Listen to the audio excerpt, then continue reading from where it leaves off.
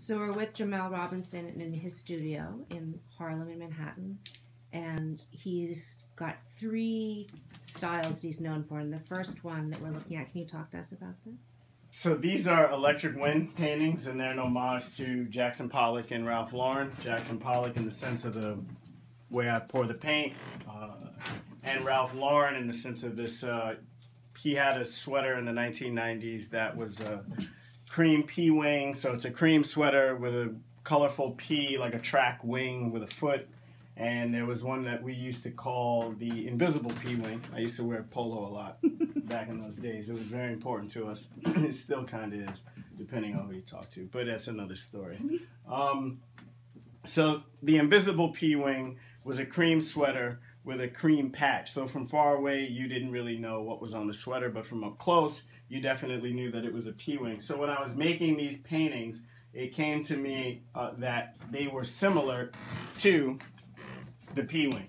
And from that point on, I began to put words in and other images so that from far away, you might not know what they are, but from up close, they were identifiable. So here, this part of the process is called electric wind. It was a name given to me by a good friend of mine who, that's what came to his mind when he saw the paintings. He said that they moved like wind and electric wind at that.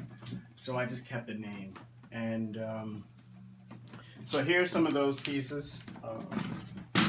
They've gone from plain electric wind with some wording to electric wind with abstract self-portraiture in them, which is the other technique that I'm most known for doing. Then you have some electric wind that are waxed. You have all white electric wind behind you and above you.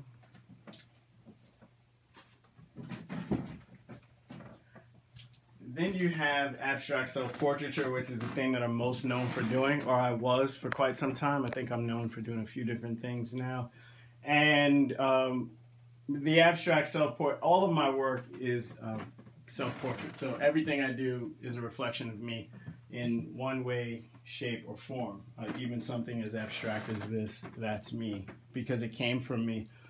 But the abstract self-portraiture, I taught myself how to paint 5 years ago, and the first thing that I did was I was stenciling this character over and over and over again, and I mean, my art history is a little longer than that, but the short of it is I went from stenciling this character over and over to having a desire to freehand paint the character. So I wanted to try to paint it, and from that process I taught myself how to do these abstract self-portraits, because I don't paint what I see in that way, so I just practiced over and over and again, and this is what kind of came out of that.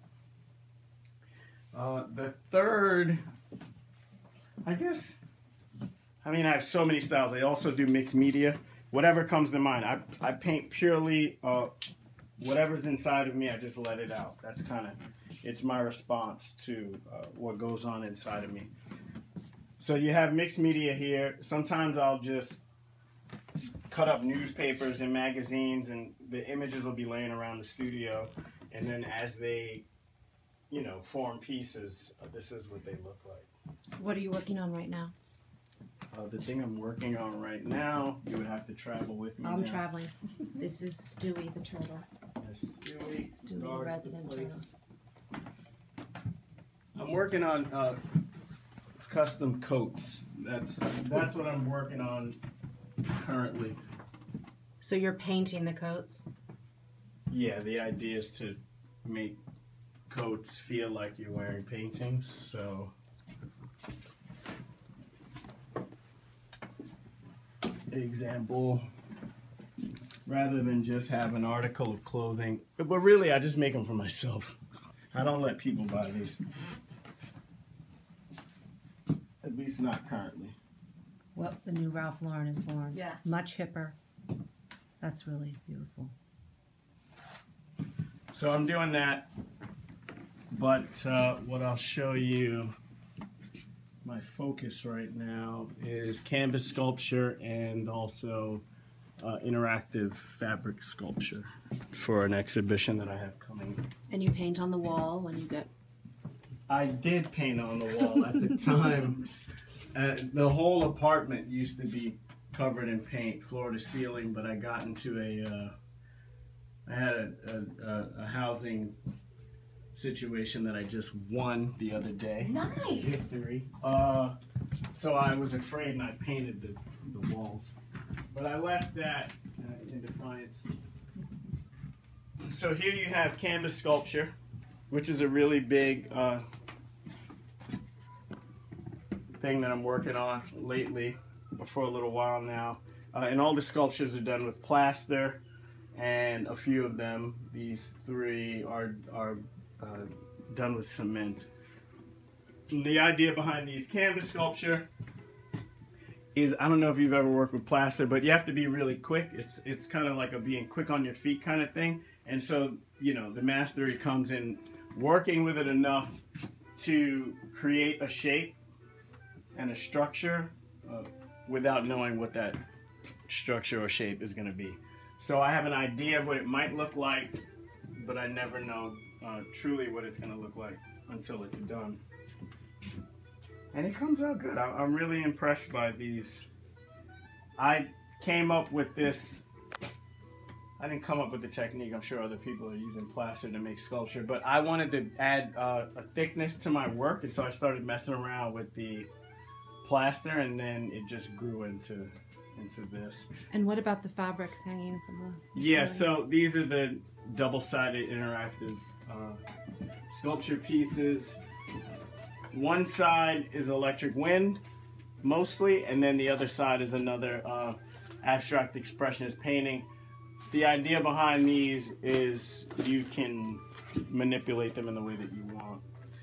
So it allows the audience to collaborate with me as an artist. So I make the painting, and then you're able to take the painting and do what you want to do with it. So I know that your art is available at exhibitions in Los Angeles and Paris and Copenhagen. Are there certain pieces that sell better depending on the culture?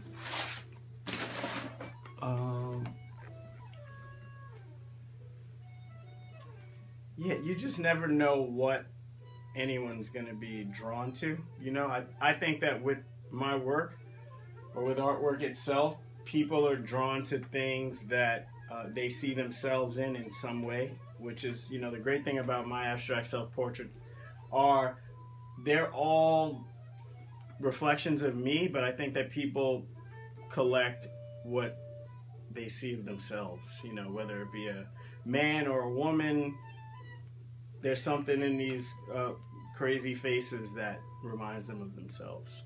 And so I think that, you know, that just goes across the board. Whatever country or city you happen to be in, if someone sees something that speaks to them, which, you know, the other thing is like, all my work is just a reflection of like what God speaks to me. So if someone likes the work, that must be God speaking to them. And so that's what people connect to, rather than like a color or an image. I just think that they hear something.